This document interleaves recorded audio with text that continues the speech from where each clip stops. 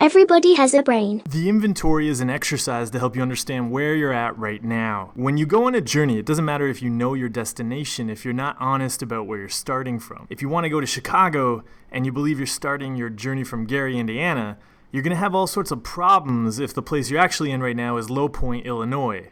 If you're not honest about and aware of the place you're at right now with your mental health and fitness, it'll be very difficult to understand the steps you can take to reach your mental health and fitness goals. To understand where you're starting from, it helps to look at how you're spending your time and energy. That will show you any gaps between who you know you are and who you're acting as. To do this, you need three things: something to write or draw on, something to write or draw with, and honesty. Here's how the inventory works. All you need to do is write down everything about you. Not what you want to be true about you, but what is true about how you spend your time and energy today. What is true about you right now? Write it all down. There are a few things to keep in mind when you're doing this. Make it tangible.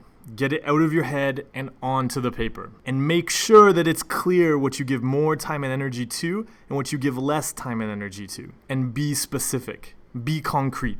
It's easy to be vague and say things like, I procrastinate, I spend time ruminating, I don't get along well with people, I'm an alcoholic, and all sorts of general statements like that. But what do those mean? What do they mean in your life? Be explicit about the actions you engage in. There's no right or wrong way to do an inventory. You might use the size and proximity of blobs on a piece of paper to illustrate what you do during the day and why. You might fill a page with words, drawing connections between them. You might take a very structured approach and look at what you do each hour across the span of a day or a week. However you do it, take time to process and reflect on your inventory. You'll likely add to it in the days ahead, or you might subtract some things that weren't totally honest.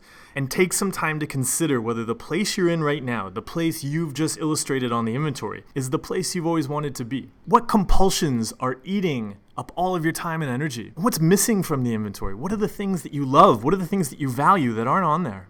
Doing the inventory will help you see your starting point for the journey ahead. It reflects where you're at and what's keeping you there. The next step is to understand where you want to be. To do that, create an ideal inventory. So pick a date, maybe a year from now, and illustrate how you're spending your time and energy on that date, in that place where you want to be. What are the actions you're engaging in on a daily basis that make you healthy and happy? Together, the two inventories show you where you're starting from and where you're going. The gap between the two is the journey ahead. If it seems daunting, get help from somebody who has crossed this wilderness before. You are not the first person to struggle with the challenges you're about to overcome.